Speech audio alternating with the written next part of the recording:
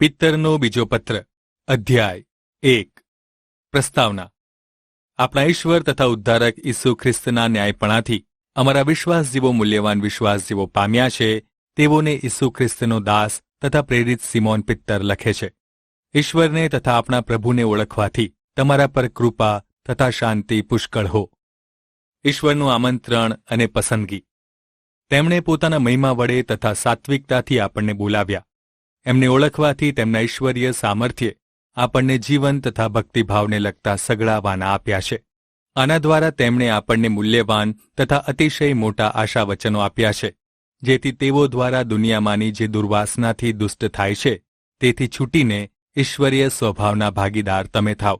એ જ કારણ માટે સંપૂર્ણ પરિશ્રમ કરીને તમે પોતાના વિશ્વાસની સાથે ચરિત્ર, ચરિત્રની સાથે જ્ઞાન, જ્ઞાનની સાથે સંયમ, સંયમની સાથે ધીરજ, ધીરજની સાથે ભક્તિભાવ, ભક્તિભાવની સાથે ભાતૃભાવ અને ભાતૃભાવની સાથે પ્રેમ જોડી દો. કેમ કે જો એ સઘળા તમારા હોય તથા વૃદ્ધિ પામો તો આપણા પ્રભુ ઈસુ ખ્રિસ્તના જ્ઞાન વિશે તેઓ તમને આળસુ તથા નિષ્ફળ થવા દેશે નહીં. પણ જેની પાસે વાના નથી તે અંધ છે, તેની દ્રષ્ટિ ટૂંકી છે અને તે પોતાના અગાઉના પાપોથી શુદ્ધ થયો હતો એ બાબત તે ભૂલી ગયો છે. તેથી ભાઈઓ, તમારું તેડું તથા પસંદગી ચોક્કસ કરવા માટે વિશેષ યત્ન કરો. કેમ કે જો તમે એવું કરશો તો કદી ગફલતમાં પડશો નહીં, કારણ કે એમ કરવાથી આપણા પ્રભુ તથા ઉદ્ધારક ઈસુ ખ્રિસ્તના અનંતકાળના રાજ્યમાં તમે પૂરી રીતે પ્રવેશ પામશો.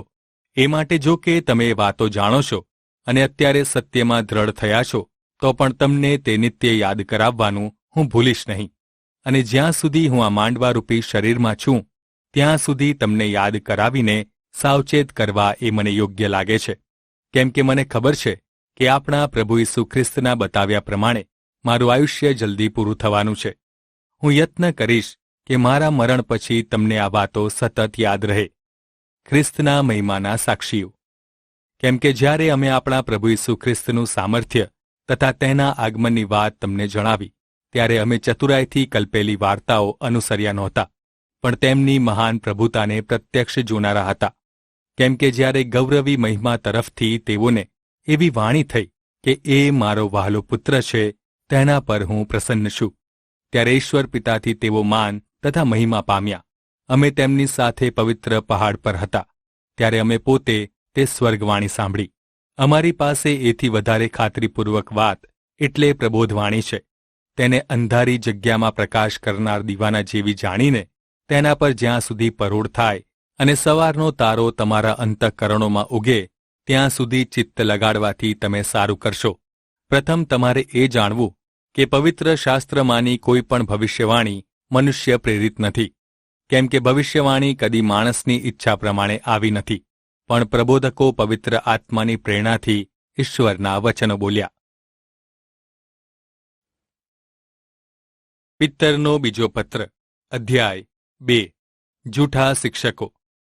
જેમ ઇઝરાયેલી લોકોમાં જૂઠા પ્રબોધકો ઊભા થયા હતા, તેમ તમારામાં પણ ખોટા ઉપદેશકો થશે. તેઓ ગુપ્ત રીતે નાશકારક પાખંડી મતો ફેલાવશે અને જે પ્રભુએ તેઓનો ઉદ્ધાર કર્યો તેનો પણ નકાર કરીને જલ્દીથી પોતાનો જ વિનાશ કરશે. ઘણા માણસો તેઓના અનિષ્ટ કામોમાં ચાલશે અને તેઓને લીધે સત્યના માર્ગનો તિરસ્કાર થશે. તેઓ દ્રવ્યલોભથી કપટી વાતો બોલીને તમારું શોષણ કરશે. તેઓને માટે અગાઉથી ઠરાવેલી સજામાં વિલંબ કે તેઓના નાશમાં ઢીલ થશે નહીં. કેમ કે જે દૂતોએ પાપ કર્યું તેઓને ઈશ્વરે છોડ્યા નહીં, પણ તેઓને નર્કમાં નાખીને ન્યાય ચુકાદા સુધી અંધકારના ખાડાઓમાં રાખ્યા. તેમજ ઈશ્વરે પુરાતન માનવ જગતને છોડ્યું નહીં, પણ અધર્મી જગત પર જળ પ્રલય લાવીને ન્યાયપણાના ઉપદેશક નૂહને તથા તેની સાથે 7 લોકોને બચાવ્યા. અને અધર્મીઓને જે થનાર છે ઉદાહરણ આપવા સારું સદોમ તથા ગમોરા શહેરોને બાળીને ભસ્મ કર્યા અને તેઓને પાયમાલ કરીને તેઓને શિક્ષા કરી. અને ન્યાયી લોત જે અધર્મીઓના દુરાચારથી ત્રાસ પામતો હતો તેને છોડાવ્યો. કેમ કે તે પ્રમાણિક માણસ જ્યારે તેઓની સાથે પ્રતિદિન રહેતો હતો ત્યારે તેઓના ખરાબ કામ જોઈને તથા સાંભળીને તે પોતાના ન્યાયી આત્મામાં નિત્ય દુઃખ પામતો હતો.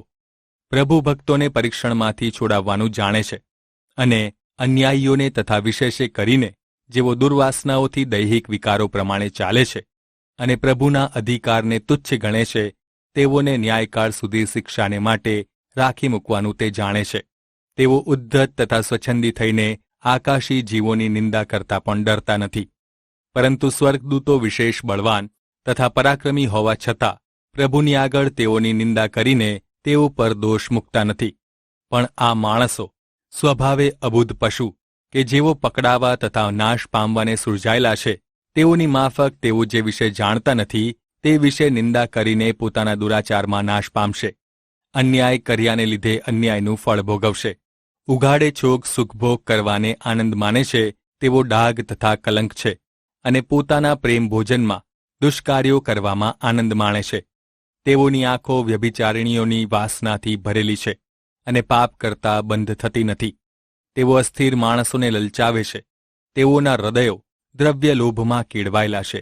તેઓ શાપિત છે. ખરો માર્ગ મૂકીને તેઓ અવળે માર્ગે ભટકેલા છે. અને બયોરનો દીકરો બલામ, જેણે અન્યાયનું ફળ ચાહ્યું, તેને માર્ગે ચાલનારા થયા. પણ તેણે પોતાના અધર્મને લીધે ઠપકો આપવામાં આવ્યો. મૂંગા ગધેડાએ માણસની વાણીથી પ્રબોધકની ઘેલછાને અટકાવી. તેઓ પાણી વગરના જરા જેવા તથા તોફાનથી ઘસડાતી વાદળી જેવા છે. તેઓને સારું ઘોર અંધકાર રાખેલો છે. તેઓ વ્યર્થતાથી બળાઈની વાતો કહે છે. તેઓમાંથી જેઓ બચી જવાની તૈયારીમાં છે, તેઓને દૈહિક વિષયોથી તથા ભ્રષ્ટાચારથી લલચાવે છે. તેઓને તેઓ સ્વતંત્રતાનું વચન આપે છે, પણ પોતે ભ્રષ્ટાચારના દાસ છે. કેમ કે માણસને જ કોઈ જીતે છે, તે જ તેને પોતાનો દાસ બનાવે છે. કેમ કે આપણા પ્રભુ તથા ઉદ્ધારક ઈસુ ખ્રિસ્તને ઓળખવાથી જો તેઓ જગતની ભ્રષ્ટતાથી છૂટીને પાછા તેમાં ફસાઈને હારી ગયા, તો તેઓની છેલ્લી દશા પહેલી કરતાં ખરાબ થઈ છે. કારણ કે ન્યાયપણાનો માર્ગ જાણ્યા પછી તેઓને જે પવિત્ર આજ્ઞા આપવામાં આવી હતી તેમાંથી પાછા ફરવું, એ કરતાં તેઓ તે માર્ગ વિશે અજાણ્યા રહ્યા હોત તો સારું હોત. પણ તેઓને માટે આ કહેવત સાચી ઠરી છે: કૂતરું પોતે ઉલટી કરી હોય ત્યાં પાછું આવે છે, અને નવડાવેલું ભૂંડ કાદવમાં આળોટવા માટે પાછું આવે છે.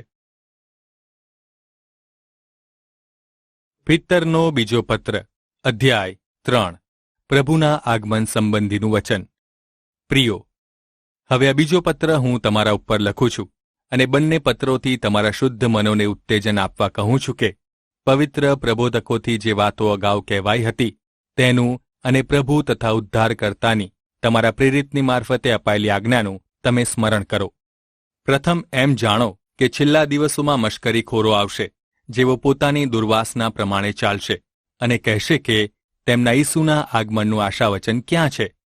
કેમ કે પૂર્વજો ઊંઘી ગયા ત્યારથી ઉત્પત્તિના આરંભમાં સગળું જેવું હતું તેવું જ રહ્યું છે. કેમ કે તેઓ જાણી જોઈને આ ભૂલી જાય છે કે ઈશ્વરની આજ્ઞાથી આકાશો અગાઉથી હતા, અને પૃથ્વી પાણીથી તથા પાણીમાંથી બાંધેલી હતી. તેથી તે સમયની દુનિયા પાણીમાં ડૂબીને નાશ પામી.